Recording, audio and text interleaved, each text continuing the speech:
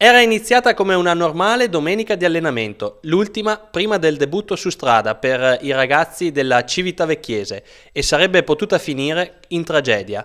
I giovani atleti diretti dall'ex professionista Roberto Petito stavano procedendo in fila indiana su una strada di campagna quando su di loro è piombata a tutta velocità un'automobile che li ha alzati da terra come fossero dei birilli, prima di finire la propria folle corsa fuori strada.